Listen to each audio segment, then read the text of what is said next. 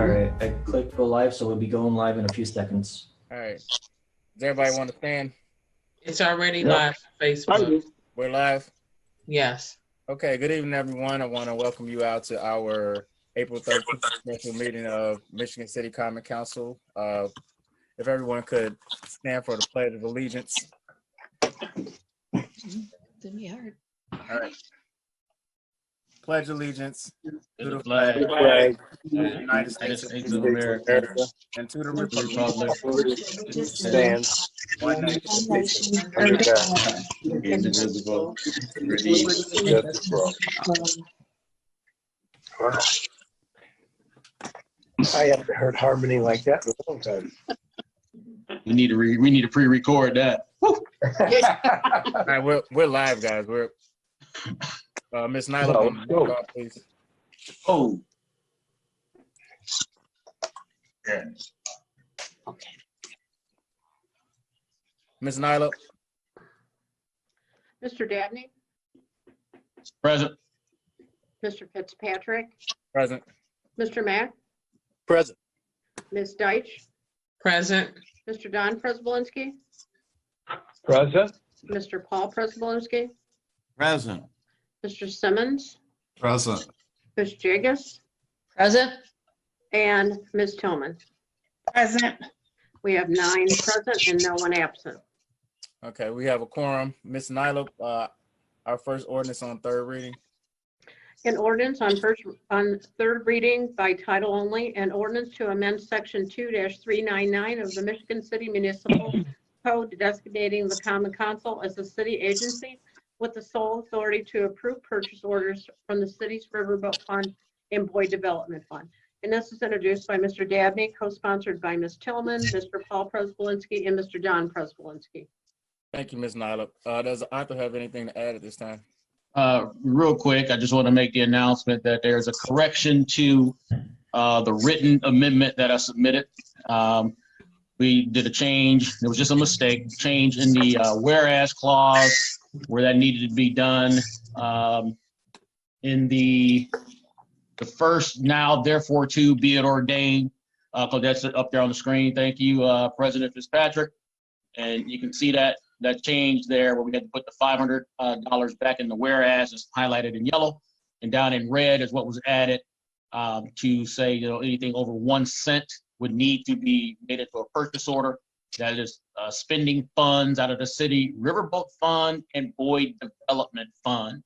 So that was what we were trying to get at last week, but it was just a mistake in terms of what was put out there. So that is the correction that we have before us tonight in that amendment. Thank you, Councilman. Do the co-sponsors have anything to add? Yeah, President Fitzpatrick, Don Prespolinski. Just so that I am perfectly clear on how this ordinance is going to operate and the other council members. So before, where things were authorized through the riverboat, through the budget process, then they would be spent, and then they would come back, and then we'd go ahead and approve the docket, which we do at the Finance Committee meetings before each council meeting. The way it's going to work now is that a PO, all the paperwork, all the bids, and all that work will have to be done first, and then they will come to the council meeting, and we will approve it, whether we want to approve it or not. And then when that's done, then after they spend the money and it's paid for, then at that time the docket will come to us and we'll approve it.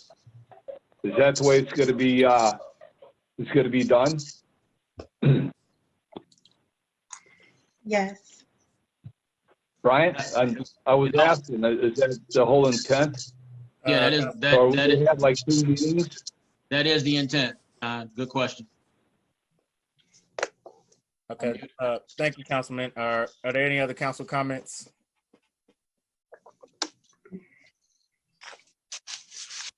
Any other council comments? Okay, having none. Is there a motion? Paul, turn yours on. I have a question on that now on the last, now therefore, and it says that the last paragraph says, talks about the report from the city controller, and the amount of payment, so on and so forth, check number and that.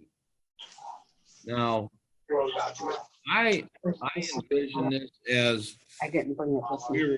we were going to have a review before it was even purchased with all this documentation there. Right. And then we're gonna review it in a timely fashion and then take it to the council and have discussion on yay or nay. That's the way I envisioned it. So I think Donnie, you said something about making the review and then approving it after it was paid out. I don't think that was really the way we were going to do it. Or that's the way I thought we were going to do it. So am I correct in my interpretation that we're going to make these dockets out and it says shall be timely prepared in a written request to transfer the funds, and then the resolution approving the transfer and having approval at the public meeting. So I think that, you know, the intent is good, but are we going to do this prior? We're going to do this prior to, correct? That's the intent. Right. Like timely fashion. You want me to take that? I Yes, don't go ahead, care if you take Councilman it. I don't care. That's the way I'm envisioning this happening. Okay, the way it's set up, Paul, is let's say a department wants to buy a dump truck, they have to get all the bids, submit everything, and then, you know, select whichever dump truck they're gonna buy, and then they have to produce a purchase order. When the purchase order is done, then the purchase order with all that documentation that they have will come to us first. Okay. Yep. And then we get the at the vote to approve or not approve, and then it goes to I know Yvonne's out there. Then it would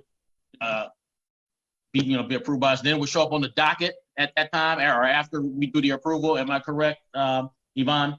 I just want to make sure about that last step about on the dockets. Do you just talk? Yeah. Yeah. Brian, what we would do, we would submit the purchase orders to the finance committee, just like we submit the docket right now. Mm-hmm. But this would be an extra step. So you would go through, review the purchase orders, either approve or not approve the purchase order. Right. So if the council approves the purchase order will then finish its approval process through our computer system. Yep. Then they will be allowed to purchase the dump truck, for example. Yep.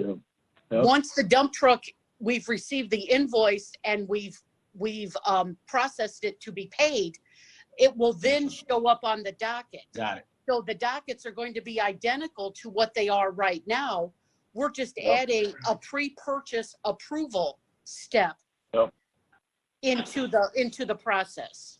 Perfect. Thank you. All right, thank you. Councilwoman Dykes.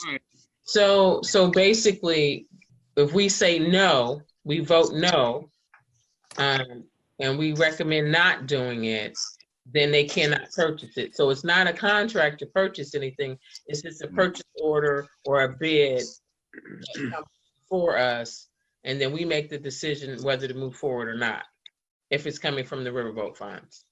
Or the Right. Boyd development. Yeah, Thanks. that is correct. And this will also allow us enough time if you want to look at the equipment or something or whatever the department is trying to purchase, right? If possible. If possible, okay. Are there any other questions or comments? I got a question with your comment there, Mr. Fitzpatrick. I didn't have a comment. If you said Councilwoman Tillman asked a question about having this in, enough time to review this, and you said if it's allowable. No, she said, or look at the equipment. So if there's a dump truck per se that has to be built to our standard or whatever our specs are and outfitted, it's not possible to see if it doesn't exist. Well, I mean, if we get a request to purchase, and shouldn't we have enough time, like if somebody does want to buy something, that we have enough time that if somebody has a question that they can review it? Okay, so You know, wasn't about the question, the part of looking at it and being able to review the order or whatever, that's fine. We'll be able to have plenty of time to do that. But say that the department wants a blue dump truck and the company has to manufacture, paint, and get the blue dump truck to the point where it's deliverable to I doubt that they'll make a truck to our specifications just so we can look at it and say, okay, we like it or we don't. Oh, That's why I said, if possible. oh, I don't mean that. I meant on equipment that replacing the equipment. We'll have plenty of time to review that to make sure that, I guess I'm in the state of mind that we're going to be given enough time to go through this stuff and make sure that things are needed and review things in a timely fashion for the council members. Correct. And the Finance Committee. I Correct. guess that's my concern, and I hope it's Councilwoman Tillman's concern. I think it is too. I don't want to be sure, but I just want to make sure that these things are the intent. We're discussing the intent right now, and going forward with that in that process. That's what I'm concerned with. Thank you. Thank you, Councilman. Are there any other comments? Yeah, Council President Don Perbolinski. Yes, sir. So going back to, okay, so it comes before us, a PO comes before us, somebody, Vector Control wants to buy a pickup truck, all right? Like the instance that happened last fall. And we, approved the PO, we say, yeah, but I mean, beforehand, I guess I should ask this question. How is the council going to know beforehand, before the meeting, besides looking at the, I guess it would be on the agenda, a week ahead of the meeting, is that what's going to warn us that, hey, this is going to be on the agenda, so if you want to go look at this truck, this will give you a week to go look at the truck? Because once we once we okay the PO, and the truck is off and it's being purchased, it's not like we're going to come back when the docket comes if somebody's got a question about whether we should buy the truck or not now, that, we're going to say, well, we thought this is what it was when we signed the PO, but that's really not what it is. So now we don't want the truck. We want to send the truck back. I guess what I'm looking at is what's the time period the council is actually going to have to go look at a piece of equipment and say, yeah, we want it, we don't want it, or after we say with the PO, okay, yeah, we want it, but then I never had a chance to go look at it, but then I go look at it, and I want to change my mind. Where do we get that opportunity to come back? Do we get the opportunity? I mean, should it be written into the ordinance that at the following meeting, if the council has any questions, we can bring them up at that meeting and talk about it? I'd like to refer that to Attorney Meyer and Controller Huffmaster to clarify this for the record, so everyone is on the same page and have an understanding of how this will work out. Attorney Myers. Can everybody else mute, please? Yeah, once the purchase order is approved, it's sent to the seller, the vendor. So you can't go back and reverse the purchase order at a later date unless you want to pay a financial penalty.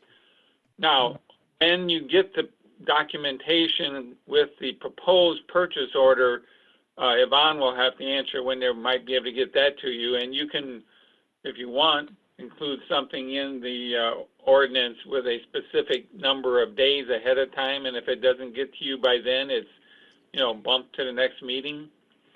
But once the purchase order is approved, it's like you more or less have signed a contract to buy it. Thank you, Jim.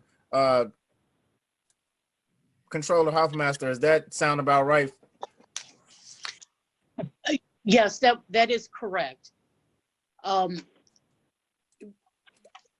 You can make it as many days as you would like, I guess, that you would want it. I believe now you have to have it like 8 days before the council meeting. Correct. So I don't know if that's not enough time for somebody to review the quote and the specs, whichever is appropriate for whatever's being bought, the specs on the truck or the quote on the piece of equipment. Okay, thank you, Yvonne. Are there any other comments? Yeah, well, Councilwoman, Sean, this is Don Poblinski. Councilwoman Deitch. Hang on, Don. Councilwoman Deitch, then Councilwoman. If he has a comment, he can go forward. I was just going to move to adopt. Yeah, well, I just want to make sure that with the council members, that 8 days, if it's on the agenda, a week before our meetings, that's enough time to go out and look at, a car, a truck, a backhoe, whatever is coming up to be purchased. Because just like Mr. Meyer says, once we approve the PO, it's done. You can't come back and say, hey, we don't want this. We're not going to buy this now. So we got to be sure that 8 days, I'm comfortable with the 8 days.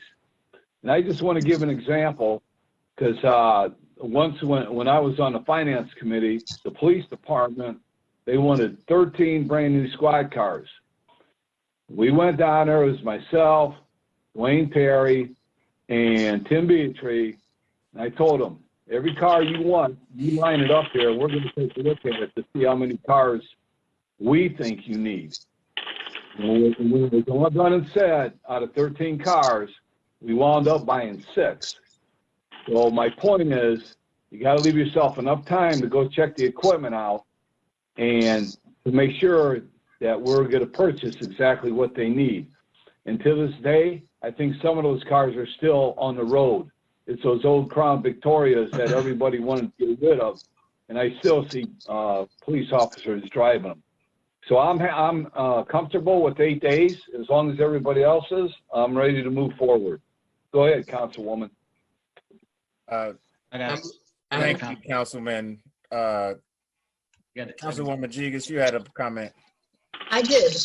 I would think that when the original purchase order comes out, whatever department generated it, that's where you discuss. You say, hey, why do you think you need to buy this? What is the justification? Explain it to me. We're not going to be micromanaging, what kind of paper clips somebody's buying or things like that. Correct. For big purchases, maybe you can evaluate it, but for things, you got to lean on the expertise of your department. That's my only comment. Thank you, Councilwoman. Councilman Dabney. And so then what Don and those guys are talking about is they went out and looked at the current fleet of cars that were there, not the new stuff that was coming in. Am I correct? So what if we're buying something out of, let's just use an example, Flint, Michigan for a dump truck? You go drive to Flint to see what truck is coming in, or are you just trying to look at the truck to see if it needs to be replaced? I'm really, they say they want to get out and look at the equipment. So are you going to drive wherever in Northwest Indiana or wherever it's being purchased from?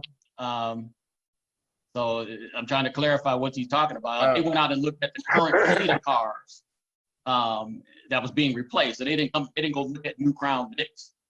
Yeah, Council, I think it's just being clear that we have the ability to do so. if someone does want to take a road trip and go somewhere to see a vehicle that we're potentially buying, that's, I guess, up to them if they have the time and the resources to do so. We just want to make sure that everyone has the information in front of them before we make a decision.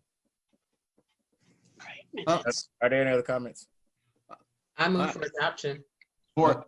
Support. You got a motion to adopt by Councilwoman Deitch, and who was the second? Support. And somebody else was with me. Councilman, second by Councilman Dabney and Councilwoman Tillman. Any more comments? Mr. President, Councilman Prespolinski. yeah, just one more comment since I am one of the authors. And as you stay on the council, as you gain expertise or experience, and you look at to see what departments are actually ordering, and to go take a look at it. And take, for example, Mr. President, you were with me around Hamilton, I believe was with us when we went to look at that vector control truck that they wanted to replace. And that truck is on the streets today. There was no need to replace that truck besides fixing the safety items that were not fixed on that truck.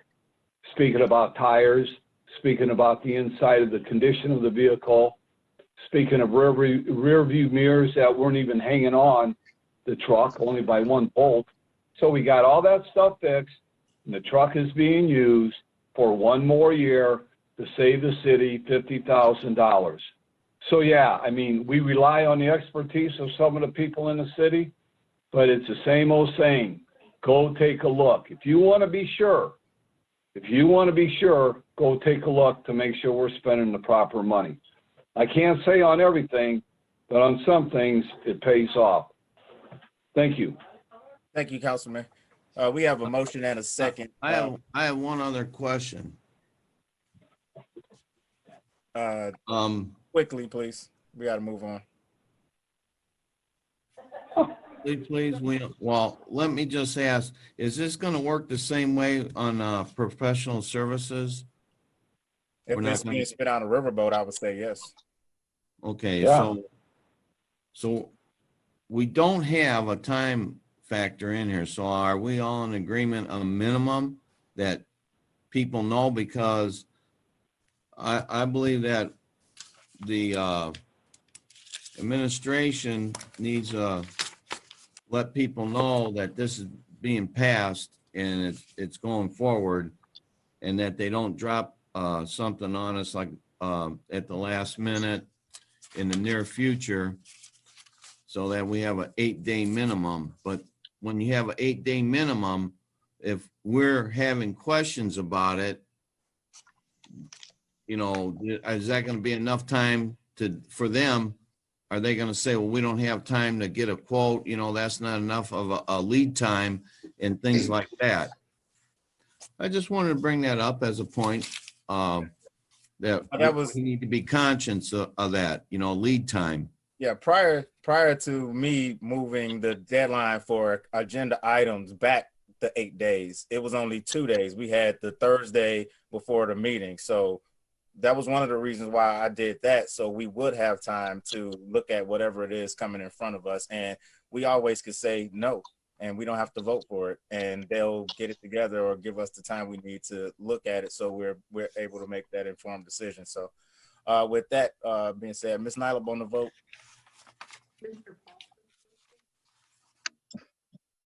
Ms. Nyla.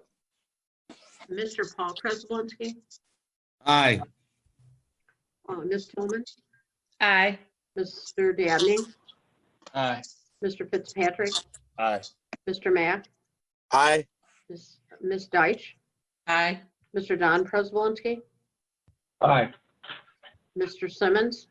Aye. And Mr. Jagus. Aye.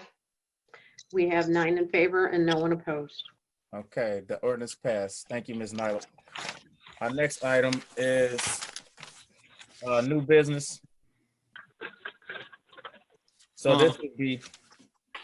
Don't we have a resolution on the agenda? Or is that coming on? I'll read the resolution by title only. I hadn't got that far. So, Caleb, can you mute everyone, please?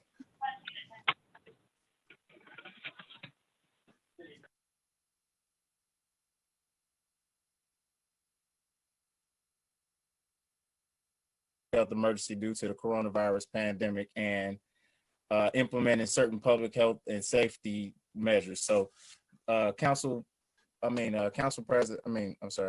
Attorney Myers drafted the resolution to represent what this will be doing. So, here it is on the screen. I'm going to read it in its entirety for the record. Michigan City Common Council resolution number to be determined.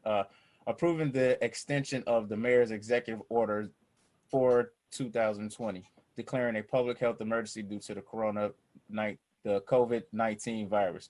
Whereas both president and the governor have declared a public health emergency for the novel corona disease 2019 COVID-19 pandemic outbreak. And whereas on April 7, 2020, Mayor Dwayne Perry issued his executive order for 2020, declaring a public health emergency due to the coronavirus pandemic and implementing certain public health and safety measures, specifying actions to be taken to contain and control the spread of COVID-19 in Michigan City. A copy of which executive order is attached here to as Exhibit A. And whereas IC 10-14-3-29 requires the council's consent for executive order to remain in effect for more than 7 days. And whereas the council finds that the COVID-19 virus pandemic emergency will exist for an extended period of time beyond 7 days from the issuance of the executive order, the precise length of which is not determinable at this time. And whereas the council supports the issuance of the executive order and finds that it is in the best interest of the citizens of Michigan City that the executive order be extended beyond the 7 days for a total of 30 days from the date of the issuance of the executive order, or until such time as the mayor determines that the spread of COVID-19 no longer poses a threat to the citizens of Michigan City, whichever period is shorter. Now, therefore, be it resolved by Michigan City Common Council that it approves Mayor Dwayne Perry's issuance of his executive order 4-2020, declaring a public health emergency due to the coronavirus pandemic and implementing certain public health and safety measures, and consents to it being effective and in full force and effect for a total of 30 days from the date of issuance of the executive order, or until such time as the mayor determines that the spread of COVID-19 no longer poses a threat to the citizens of Michigan City, whichever period is shorter. This resolution shall be enforced and effect after the passage by the Michigan City Common Council and approved by the mayor. And it was sponsored by myself because as the president, he just assigned it to me, and then the rest of us, Council President Belinsky, Don, Council Dabney, Councilwoman Deitch, Councilwoman Jigas, Councilwoman Tillman. I'm not sure if anyone else requested to be a co-sponsor at this time when I had this draft, but that was it. As far as comments, I believe that this is necessary to continue what the mayor started, because we're not out of the woods yet, and we want to make sure that the safety measures that he put in place are continued until the time is where we're not at immediate threat to widespread this, COVID disease. So, do any other council sponsors have any comments? I got a question for the clerk. Yeah. Councilman Prespolinski. Was I added to this resolution by chance? Yes, you were, and also Right. also All right. Councilman Simmons. Okay. Everyone is on there, all All 9 right. council members. Good job. Thank you, Councilman. That was just the draft that I had. It wasn't the latest version. So, All right. Thank you. are there any other comments or questions? Councilwoman Deitch. I move for adoption. Second. We have a motion to adopt by Councilwoman Deitch and seconded by Councilman Paul Prespolinski. Are there any other comments?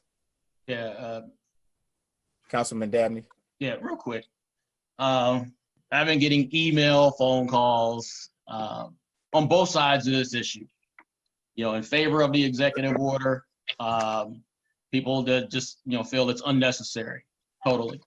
But I wanted to express, you know, my support, as I told the mayor in the meeting, you know, before this came out, if he made this move, I would support him 100%. I still do.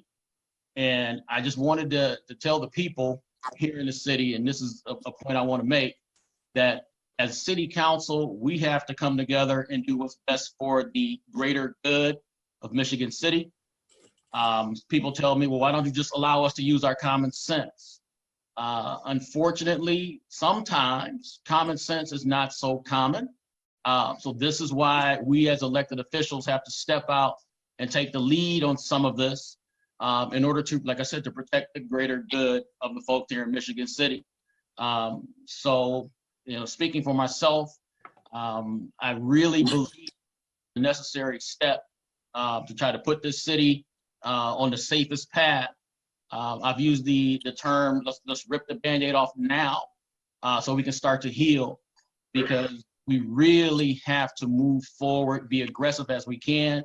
In my mind, I do not see where we could do too much, but I could definitely see where we do too little. So I'm proud that everybody has put themselves on as a sponsor of this, and I support this 100%. And I'm glad that everybody, you know, came together to extend this. So I just want to give a clap to everybody because I just think this is the best move for the city and the greater good of the citizens here, the residents here in Michigan City. Thank you, Councilman. Any other council comments? I agree with that totally, and the mayor's proclamation. Thank you, Councilman. I think Councilman Don, you're muted. I'm muted? I can hear you now. Oh, okay. Can you hear me now? Yes, sir. Oh, okay, all right. Yeah, just a couple quick comments.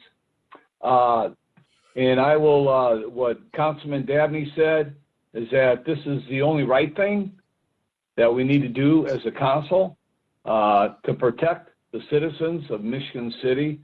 I've only received one call against it, and I've had nobody say anything derogatory about this mayor's order. And we have to be cognizant to the fact that we are trying to protect. We're trying to protect our neighbors, children, adults, older adults, elderly people in town from, you know, getting this disease and hopefully not passing away from it. There's only been one death that I'm aware of in Michigan City from this, and we don't want any more. And as far as the city council, I think this is part of what we could do to alleviate that. You know, overall, in the state of Indiana, there's been 8,000 people tested positive, 350 deaths. Lake County, they've had 796 people tested positive and 26 deaths. Porter County, 120 positive, 2 deaths. And LaPorte County, from the fact that I think we're working so hard and diligently trying to keep people in their homes with this order, with curfews at night, keeping people at home. This is how we're going to keep our numbers down. And we want to keep them as low as we possibly can. And in talking to Police Chief Ashley today, I asked her, how's the midnight curfew going? And she said they've only had 10 arrests, which I guess is pretty good on a midnight shift, having a curfew. But she said everything is working out well. And I'm glad to see that that's been put in effect. So, yeah, I truly stand behind the mayor in this, making sure that Michigan City is as possibly safe as possible. Thank you. Thank you, Councilman. Any other comments? Having none, Ms. Nyla on the vote. Ms. Tillman? Aye. Ms. Say- Mr. Dabney? Aye. Ms. Fitzpatrick? Aye. Mr. Matt? Aye. Ms. Deitch, Aye. Mr. Don Prespolinski.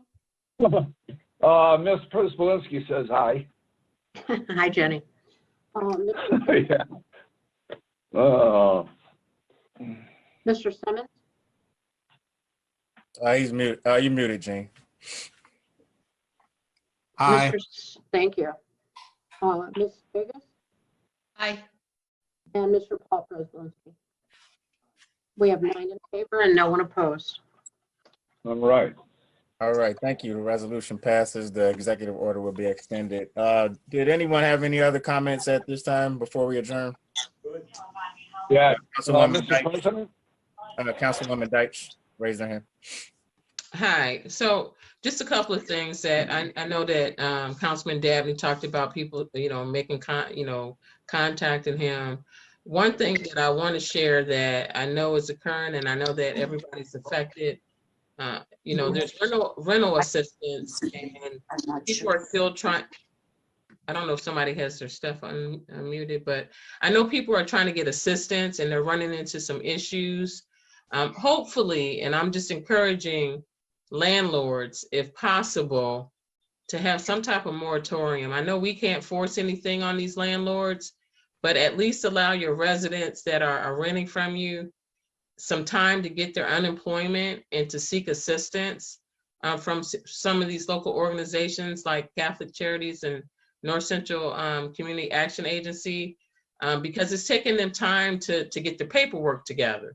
And if landlords are charging them late fees and compounding the issue, we're going to run into some other problems. And I'm just would like to encourage the landlords to at least allow some type of 30-day window for your tenants. It's come to my attention from a few folks. Also know that there are resources out there for our residents. Like I said, North Central Community Action Agency, they've received some grant money as well for water bills. So it's important. I know that, the resources are there. And I know that people have committed to providing additional resources to those organizations if they run out.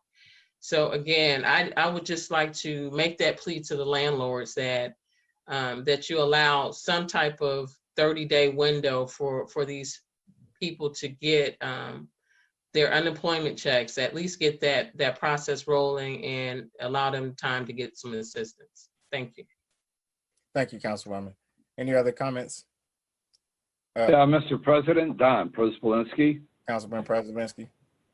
All right. One thing I'd like to say to the owners of Leeds Public House, that's the restaurant down there on 2nd Street, is I was coming over the bridge yesterday and looking south, and I saw this gigantic sign on top of their building that I thought was so cool, and all it says together.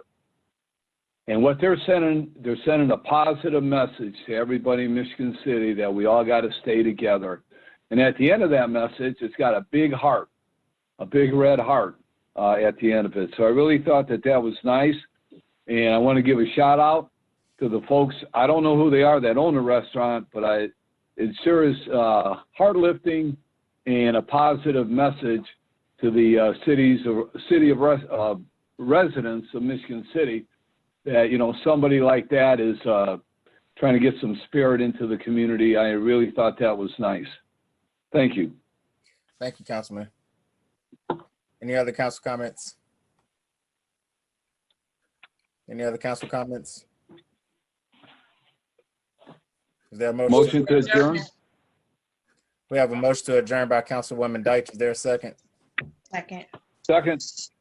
Second by Councilwoman Tillman and Councilman Prespolinski. All in favor signify by saying aye. Aye. Bye.